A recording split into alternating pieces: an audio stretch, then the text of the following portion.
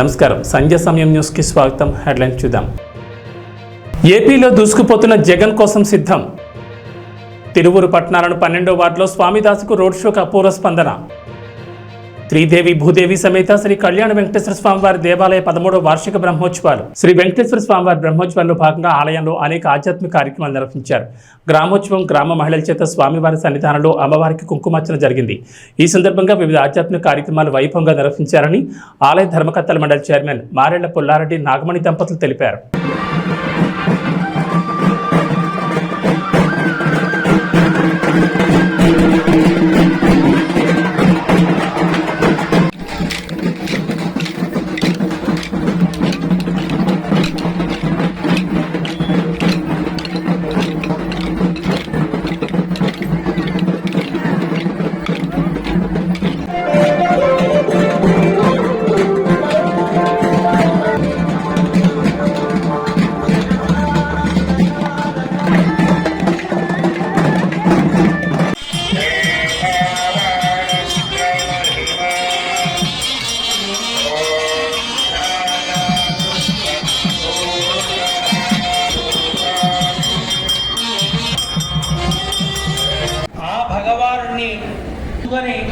ఏర్పాటు చేసుకున్నటువంటి క్షేత్రం ఇది. దానికి దీనికి తేడా ఉంది. ఎక్కడ ఉంటాడో దానికి క్షేత్రము అని పేరు. భగవానుడు రావటంలో ఉద్దేశం, నేను ఇక్కడికి వచ్చింది ఈ లోకంలో ఉండేవాళ్ళని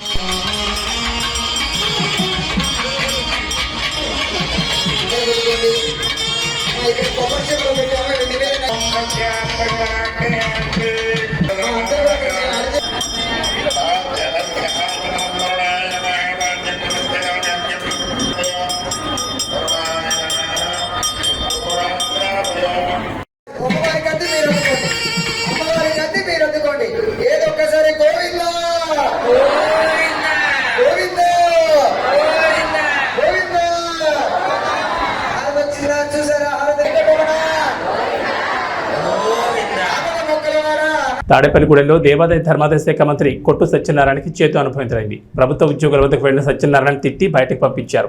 ఇది సోషల్ మీడియాలో వైరల్ అయింది.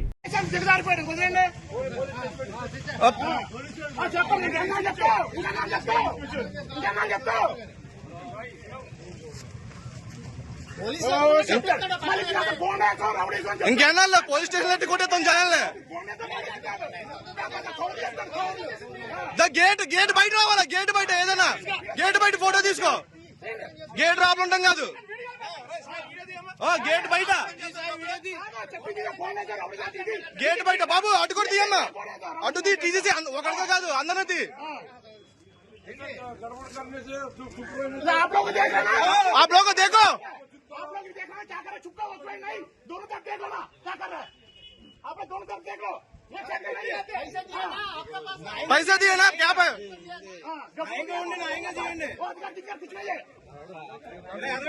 इलेक्शन ड्यूटी है. हमको अभी हिंदी मालूम है. बोल देना चल जाएगा. आप लोग क्या आप लोग कैसे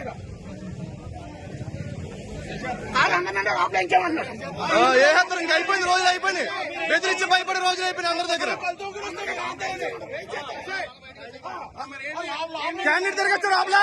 క్యాండిడేట్ రాబుల పని ఏంటి?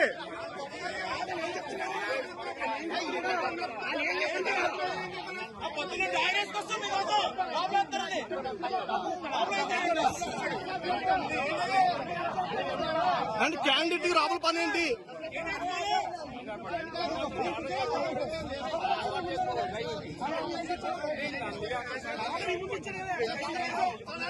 క్యాండిడేట్ డైరెక్ట్ గేట్ దగ్గరికి వెళ్ళొచ్చా? మేము రావా కూర్చుని?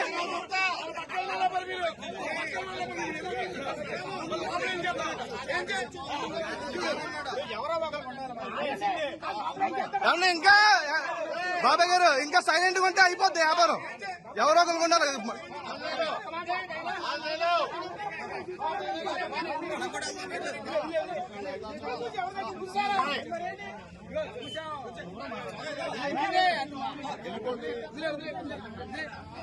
నంద్యాల జిల్లా డోన్ నియోజకవర్గంలో ఎన్నికల విధుల్లో భాగంగా పోస్టల్ బ్యాలెట్ ఓట్లు ఉపయోగించుకునేందుకు డోన్ ఆర్డీఓ ఆఫీస్కి వస్తే ఇక్కడ రెస్పాన్స్ అనేది లేక సరైన సమాధానం ఇవ్వడం లేదని వారు డిమాండ్ చేశారు. మాకు ఓటు హక్కు కల్పించకపోతే ఎన్నికల విధులను బహిష్కరిస్తామని చెప్పారు.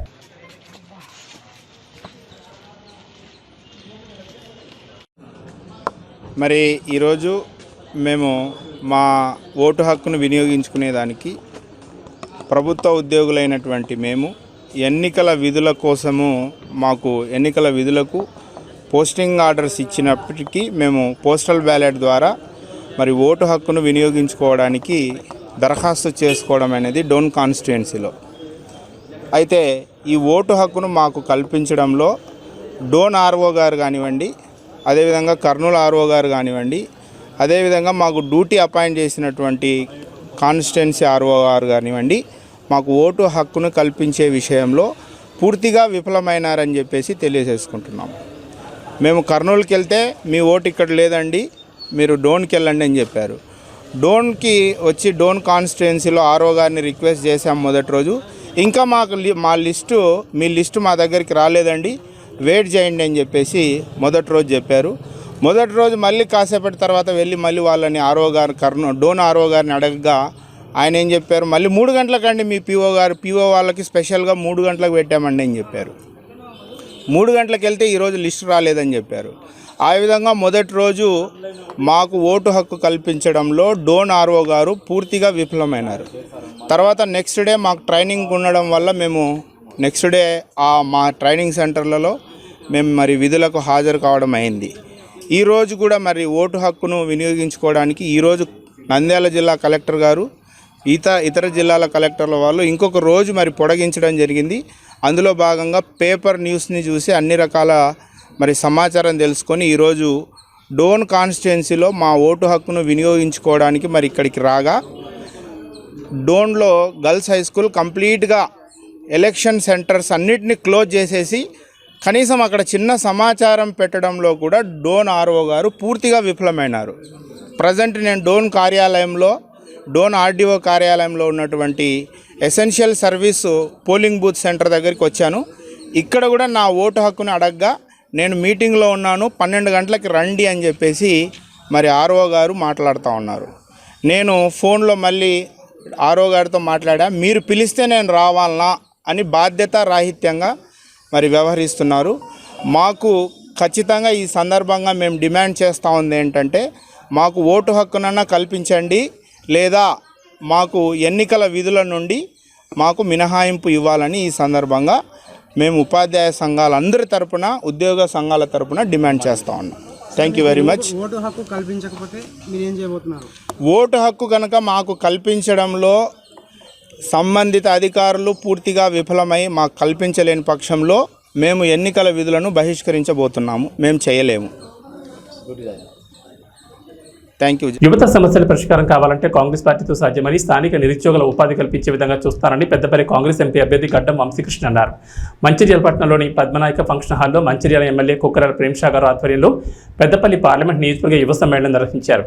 ఈ సమావేశానికి పెద్దపల్లి కాంగ్రెస్ అభ్యర్థి గడ్డం వంశీకృష్ణ ముఖ్య అతిథిగా పాల్గొన్నారు. ఈ సందర్భంగా మాట్లాడుతూ బీజేపీ, బీఆర్ఎస్ పార్టీలపై తీవ్ర విమర్శలు చేశారు. బీజేపీ, బీఆర్ఎస్ రెండు పార్టీలు కూడా రిజర్వేషన్ల విషయంలో కేంద్రంలో ఉన్న బీజేపీ చెప్పింది రాష్ట్రంలో గత ప్రభుత్వంలో ఉన్న కేసీఆర్ అమలు చేశారని అన్నారు.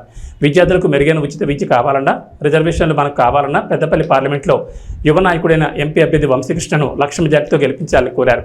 కాంగ్రెస్ అభ్యర్థి వంశీకృష్ణ మాట్లాడుతూ గత 10 సంవత్సరాలుగా తెలంగాణను పాలించిన బీఆర్ఎస్ పార్టీ ఇంటికో ఉద్యోగం, డబుల్ బెడ్రూమ్ ఇండ్లు, దళిత బంధు అని ఇస్తామని చెప్పిన కేసీఆర్కు ఏ ఒక్క పథకం కూడా అమలు చేయలేదని ప్రశ్నించారు.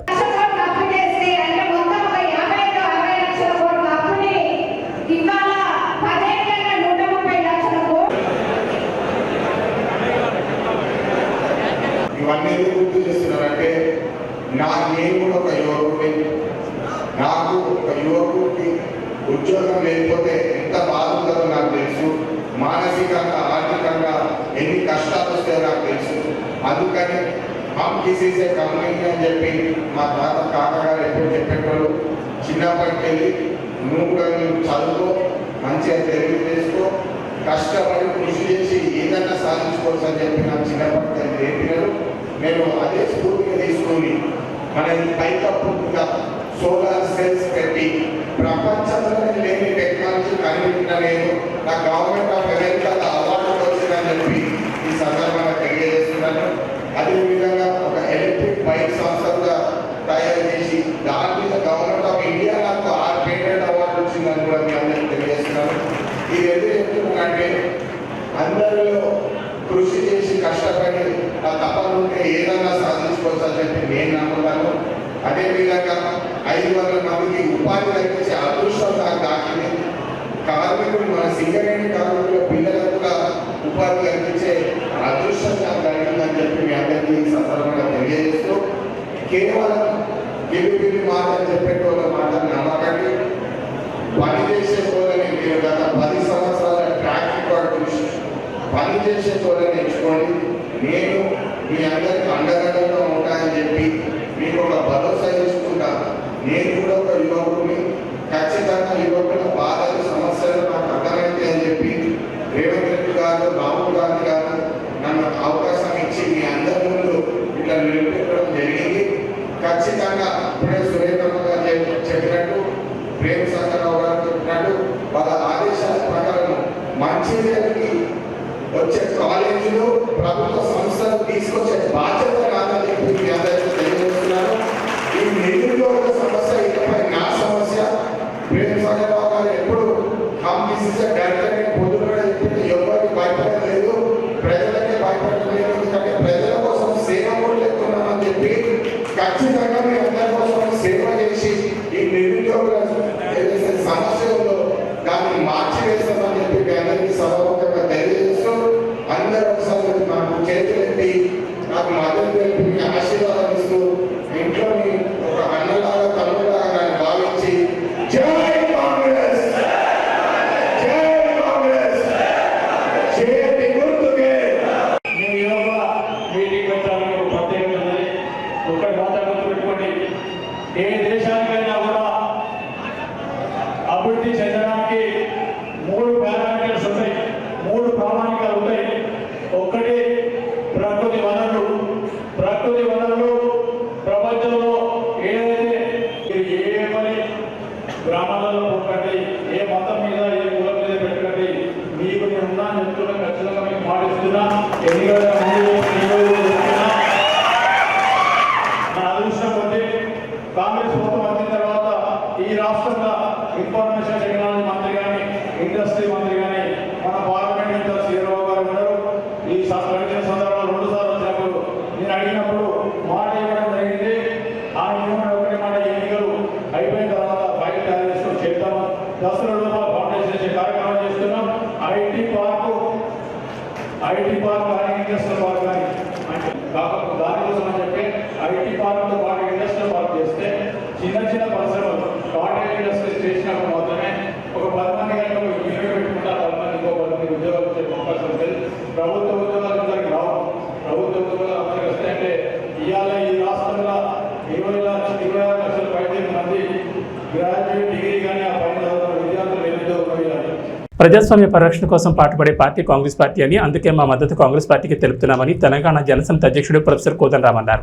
పార్లమెంట్ ఎన్నికల ప్రచారంలో భాగంగా మంచిర్యాల జిల్లా బెల్లంపల్లి ఎమ్మెల్యే గడ్డం వినోద్ నివాసంలో తెలంగాణ జనసమితి అధ్యక్షుడు ప్రొఫెసర్ కోదండరాం, ఎమ్మెల్యే గడ్డం వినోదులు ప్రెస్ మీట్ నిర్వహించారు. ఈ సందర్భంగా కోదండరాం మాట్లాడుతూ రాష్ట్రంలో తెలంగాణ జనసమితి పార్టీ పార్లమెంట్ ఎన్నికల్లో కాంగ్రెస్ పార్టీకి తమ మద్దతు తెలుపుతుందని, మొత్తం 17 స్థానాల ఎంపీ అభ్యర్థులను గెలిపించాలని ప్రజలకు విజ్ఞప్తి చేశారు.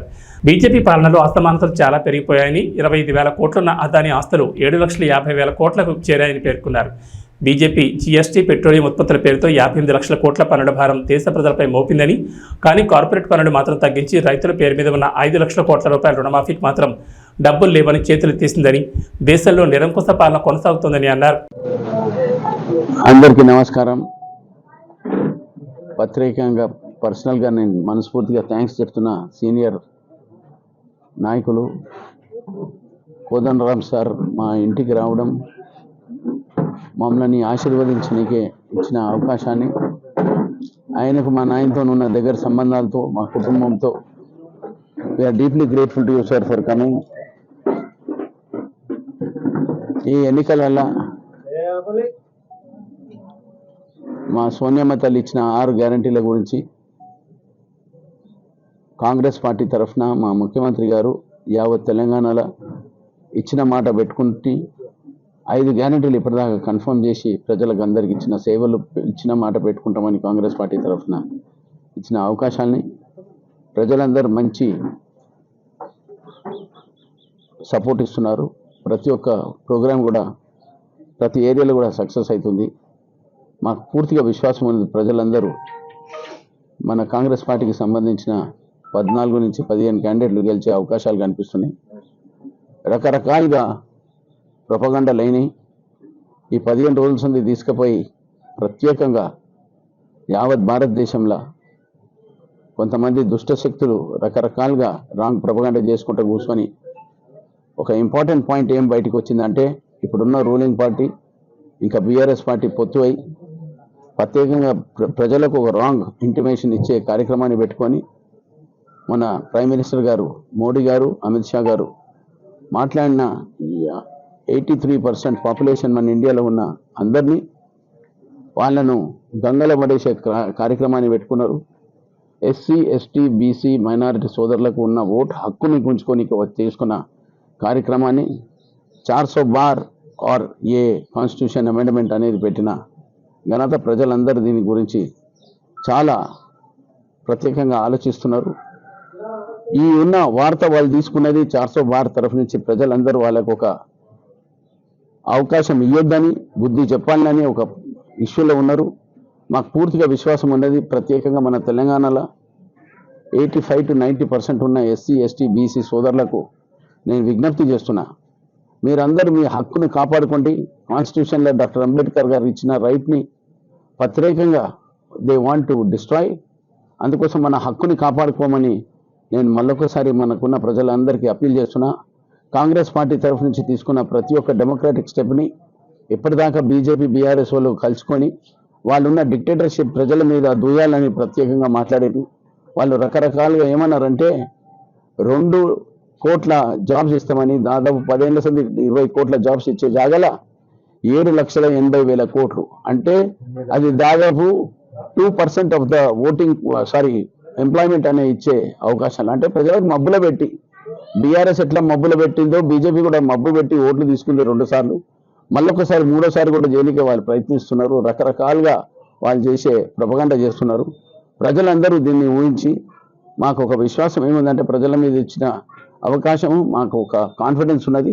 వాళ్ళు పెద్ద ఎత్తున సక్సెస్ చేస్తారని మళ్ళొక్కసారి నేను ఉన్న యావత్ తెలంగాణలో భారతదేశంలో ఉన్న ప్రజలందరికీ కళ్ళిప్పండి. మీ హక్కులను మన హక్కులను మనం కాపాడుకుందాం. వాళ్ళు గంగలో తీసుకుపోయే కాన్స్టిట్యూషన్ రూల్ని వాళ్ళకు బుద్ధి చెప్పే అవకాశం ఉన్నదని మీ అందరితో పేరున కోరుకుంటూ మనస్ఫూర్తిగా కాంగ్రెస్ పార్టీకి ఓటించి గెలమని మళ్ళొకసారి ప్రార్థిస్తూ సెలవు తీసుకుంటాం. మీడియా మిత్రులందరికీ పేరున వందనం. తెలంగాణ జనసమితి తరఫు నుంచి మేము కాంగ్రెస్ పార్టీకి మద్దతు ప్రకటించిన సంగతి మీకు తెలిసే ఉంటుంది. మేము ఈ పార్లమెంటు ఎన్నికల్లో మొత్తం 17 స్థానాల్లో కూడా కాంగ్రెస్ పార్టీ అభ్యర్థులను గెలిపించాలని, కాంగ్రెస్ పార్టీని మంచి మెజారిటీతో గెలిపించాలని ఈ సందర్భంగా మేము పౌరులందరికీ తెలంగాణ జనసమితి పార్టీ నుంచి అభ్యర్థిస్తున్నాం. మేము ఈ నిర్ణయం తీసుకోవటానికి వెనుక కారణం లేకపోలేదు. చాలా లోతుగా జాతీయ స్థాయి ఆర్థిక సామాజిక పరిస్థితుల గురించి అధ్యయనం చేసినాం. ఈ అధ్యయనంలో మాకు తెలిసిన 2 విషయాలు ప్రధానంగా ప్రస్తావించాలి. మొదటిది ఏంటంటే ఈ బీజేపీ పాలనలో అసమానతలు తీవ్రంగా పెరిగినాయి.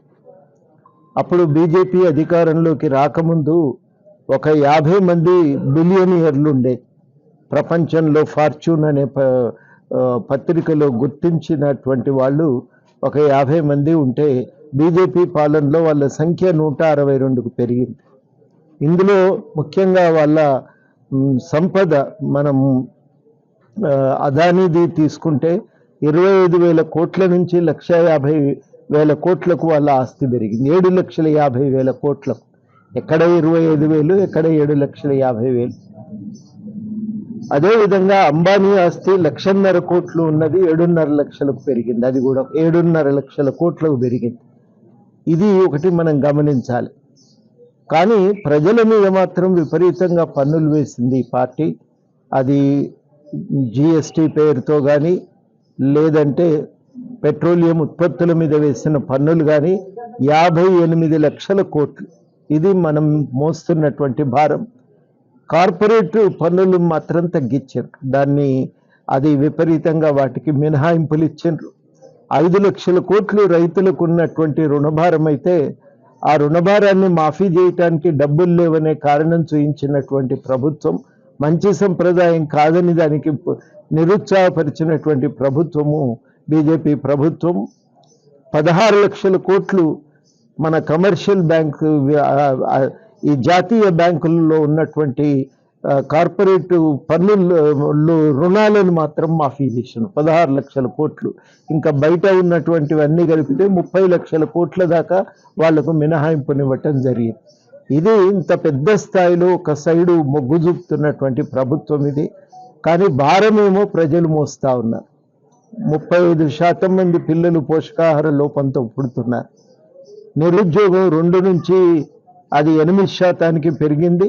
యువకుల్లోనైతే ప్రతి 3 ఒకరు నిరుద్యోగులుగా. టీటీడీ పాలక మండలి సభ్యులు వై సీతారామరెడ్డి ఆదేశాల మేరకు మంత్రాలయం మండల కేంద్రంలోని జగనన్న కాలనీలో మరియు రామసుధా కాలనీలో మండల నాయకులు పెట్రోల్ బంక్ సీనన్న నేతృత్వంలో ఇంటింటికి వెళ్లి జగనన్న అందించిన సంక్షేమ పథకాలను వివరించి మే 13 తేదీన జరిగే ఎన్నికల్లో MLA Y Balanagareddy, MP B Y Ramaiah fan గుర్తుకు ఓటు వేసి అత్యధిక మెజార్టీతో గెలిపించాలని కోరారు.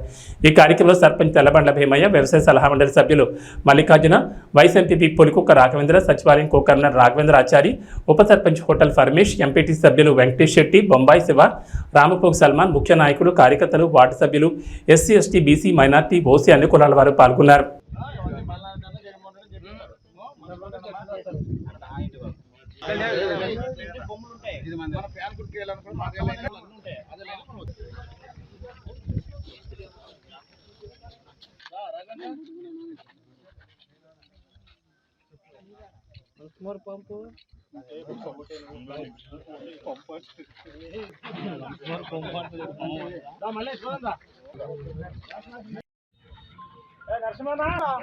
రామయ్య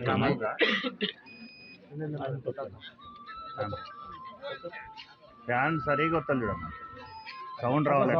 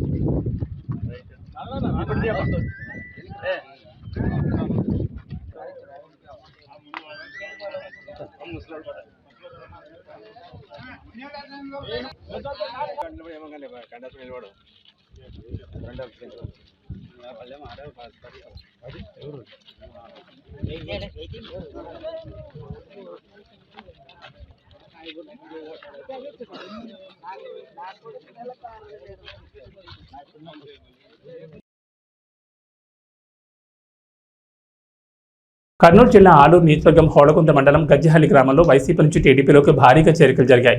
అన్ని వర్గాల ప్రజలు ఏకతాటిపైకి వచ్చి టీడీపీ కూటమి అభ్యర్థి వీరభద్ర గౌడ్ను గెలిపించాలని జనసునామీలా తరలివచ్చి ప్రచారాన్ని విజయవంతం చేశారు.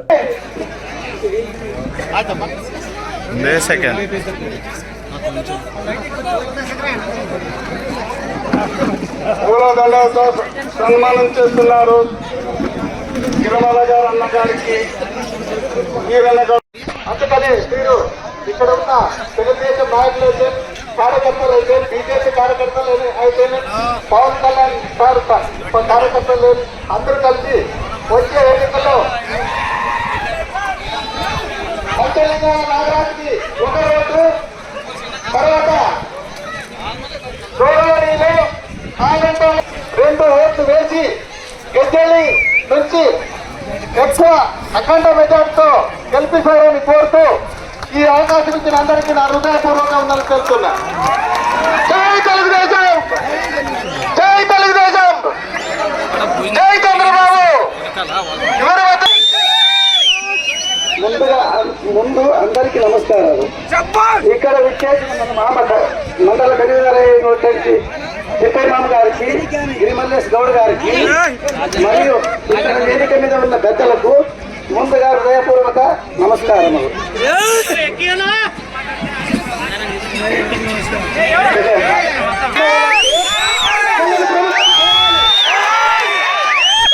మన ఊరు నుంచి అవినీతి అంతం కావాలంటే బాబు రావాలి.